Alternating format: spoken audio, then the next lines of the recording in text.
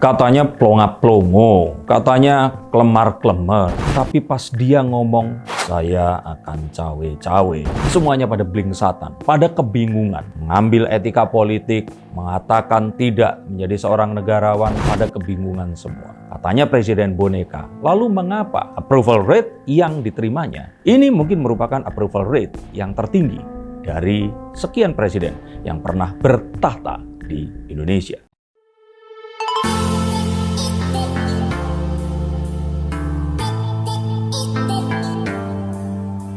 Kembali berjumpa bersama saya, Denny Darko. Tidak ada yang namanya misteri, yang ada adalah tanda-tanda yang kita semua coba untuk mengerti. Mengapa saat Jokowi memutuskan untuk cawe-cawe, maka Anies Baswedan dan Koalisi Perubahan untuk Persatuan Indonesia ini langsung endgame. Dan ini auto pemilu satu putaran dengan dua calon, yaitu Prabowo dan Ganjar Pranowo. Dan kalaupun itu yang harus terjadi, saya sih pasrah aja siapapun yang menang, karena saya pikir yang menang juga rakyat Indonesia nanti. Kita akan lihat apakah kata-kata saya ini sesuai dengan kartu saya. Kartu The Eight of Wands. Semua akan berjalan cepat tanpa kita sadari. Dan hal ini akan terjadi tinggal menunggu masalah waktu saja. Mengapa? Karena apa yang dibawakan oleh, ya mereka selalu mengatakan tentang gagasan dan gagasan oleh Koalisi Perubahan untuk Indonesia Bersatu. Ini sebenarnya sesuatu yang dipertanyakan. Mau berubah. Itu dari mana menuju ke mana? Siapa yang akan dirubah dan mengapa harus dirubah? Dan kalaupun ini harus dirubah, artinya apakah akan bisa menjadi lebih baik karena approval rate dari Presiden Jokowi ini 82 hingga 85%. Maka menjadi pertanyaan, gagasan apa yang akan bisa lebih baik lagi? Dan kalaupun ada, mengapa tidak pernah ada beberapa periode sebelumnya? Maka kemudian orang bertanya-tanya, kalau sudah ada yang pasti, mengapa harus beli kucing dalam karung lagi? Dan tuduhan-tuduhan kepada si plonga-plongo dan klemar-klemer ini tadi, yang katanya mau cawe-cawe, dikatakan bukan seorang negarawan. Dulu SBY tidak seperti itu, membiarkan saja, walaupun saya yakin tidak sepenuhnya benar kalimat tersebut. Tetapi mengapa hal tersebut terjadi?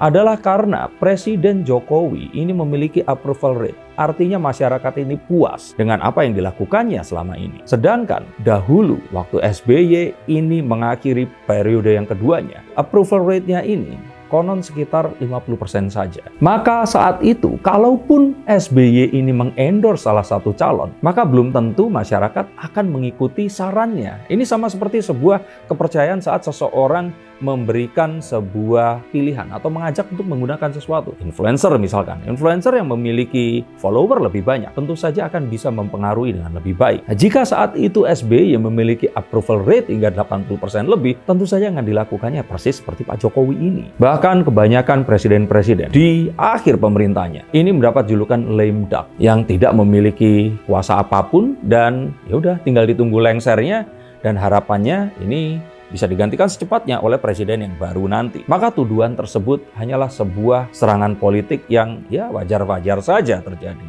Dan kalaupun ternyata cawe-cawe yang dilakukan ini dilakukan oleh presiden yang katanya presiden boneka, harusnya nggak perlu ditakutkan dong ya. Dan saat nanti calon presiden yang tidak mendapatkan restu dari Jokowi, ya otomatis ini akan memiliki kesulitan untuk mendapatkan dukungan dari masyarakat. Sehingga saya pikir Presiden Jokowi cawe-cawenya nggak perlu untuk mensabotase. Yang saya kira itu juga tidak akan terjadi. Nggak perlu melakukan kriminalisasi, yang ini juga tidak akan mungkin terjadi. Atau penjegalan yang ini terlalu melebih-lebihkan. Karena cukup dengan Pak Jokowi mengajak jalan di sawah saja, maka elektabilitasnya langsung akan naik. Mungkin cawe-cawe seperti itu yang dimaksud. Dan Prabowo Subianto serta Ganjar Pranowo sudah membuktikan bahwa mereka ini adalah prodigy atau orang yang akan meneruskan pembangunan dan nilai-nilai yang sudah dibangun oleh Pak Jokowi, terutama tentang IKN dan juga pembangunan infrastruktur yang semakin pesat setiap tahunnya dengan banyak alasan. Yang termasuk di dalamnya adalah bonus demografi, yaitu ledakan penduduk yang akan terjadi di 2030 nanti. Juga renegosiasi minerba atau hasil bumi dan alam Indonesia yang ini sepertinya harus berani kita pertahankan dan tidak diperkosa begitu saja oleh negara maju dari seluruh dunia. Jika ada yang takut Jokowi cawe-cawenya ini menggunakan abuse of power atau melakukan tindakan-tindakan yang curang, maka Coba ditunjukkan apa yang pernah dilakukan oleh Presiden Jokowi selama 9 tahun kebelakang yang menunjukkan hal serupa. Yang kita lihat malah kader dari salah satu partainya yang terbukti korupsi ini juga diproses sesuai dengan hukum yang berlaku. Dan kalaupun yang dianggap di sini adalah memperkaya konglomerat atau oligark, maka saya pikir presiden mana sih yang tidak akan bekerja sama dengan oligark ini tadi? Apakah saudagar tidak termasuk sebagai seorang oligark? Apakah oligark ini hanyalah asing dan asing saja? Maka semua kembali kepada konteks. Yang pasti, merubah yang sudah jelas baik. Bukankah hanya seperti beli kucing dalam karung? Lalu gimana tuh dengan kemarin penangkapan Johnny G. Plate? Seperti yang disampaikan, Johnny G. Plate ini sudah diselidiki dari jauh hari. Bahkan sebelum terjadinya Anies Baswedan diusung sebagai calon wakil presiden dari Partai Nasdem. Sehingga sulit untuk mengatakan bahwa ini adalah sebuah langkah politik yang murni. Tapi dalam konten saya yang lain, saya katakan ada panggung depan dan panggung belakang. Dan saya berani sampaikan, ya nggak seperti itu juga sih. Karena dalam politik, apapun itu mungkin terjadi. Tapi yang pasti, seharusnya bisa saja JGP ini tidak harus diproses jika saat itu Pak SP mendengarkan sedikit apa yang disarankan oleh Pak Jokowi untuk ojo ke susu.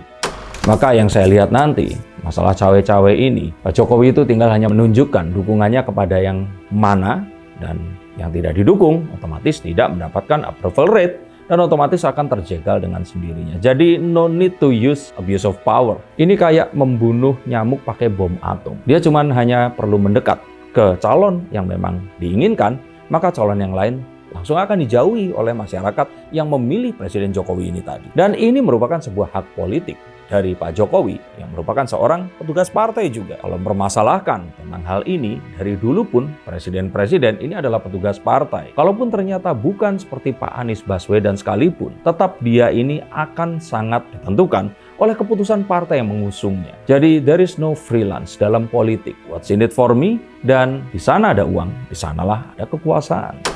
Sehingga saya lihat bahwa satu-satunya cara Mas Anies untuk menang adalah dengan berpindah gerbong kepada gerbongnya Pak Jokowi. Mungkin dengan menjadi wakilnya Ganjar Pranowo, ini mungkin akan sangat dipertimbangkan. Dan Indonesia mungkin nggak perlu pemilu. Atau menjadi wakilnya Prabowo Subianto. Jadi cukup untuk menjadi presiden men.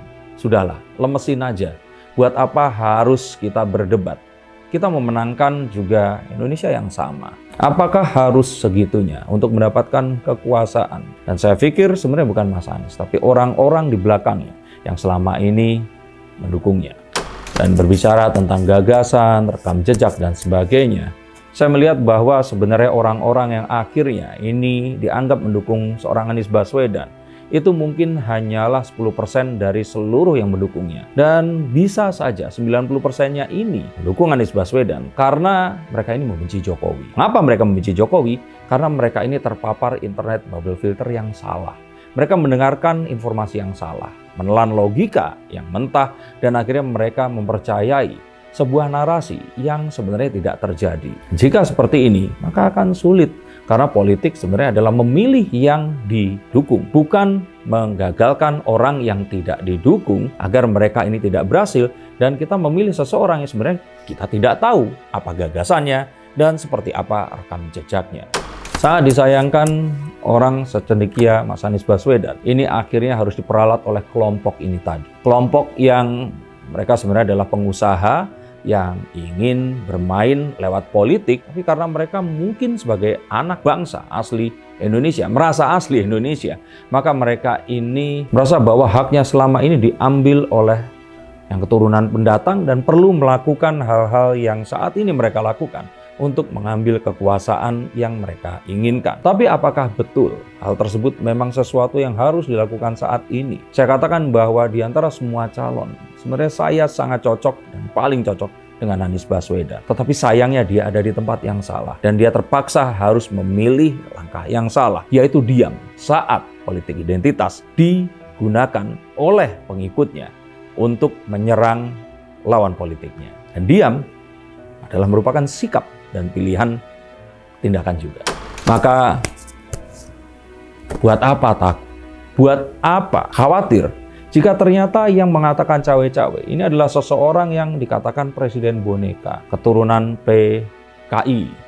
Dan dianggap pelongo-pelongo, kelemar-kelemar, dan nggak bisa apa-apa. Nggak usah takut dong harusnya. Tapi kenyataannya ternyata sebaliknya. Keberanian yang ditunjukkan oleh Pak Jokowi. Ini adalah keberanian yang tidak pernah ditunjukkan oleh presiden manapun sebelumnya. Jikalaupun ada mungkin keberanian yang sama, ini ditunjukkan oleh Presiden Soekarno. Yang saat itu karena keberaniannya, dia akhirnya diasingkan dan meninggal dunia dalam kondisi yang kita tahu sangat memprihatinkan. Akankah Presiden Indonesia yang berikutnya ini memiliki keberanian yang sama? Akankah kita akan dibawa maju kepada tahun emas kemerdekaan Indonesia yang ke-100 nantinya? Dan apakah benar bonus demografi yang akan terjadi di tahun 2030 akan menjadikan Indonesia tidak hanya menjadi urutan keempat negara terbanyak penduduknya di seluruh Indonesia, tetapi juga menjadi salah satu negara adikuasa? Terima kasih untuk kalian yang menonton konten ini dengan pemikiran yang positif. Pilihlah pilihan yang terbaik versi kalian.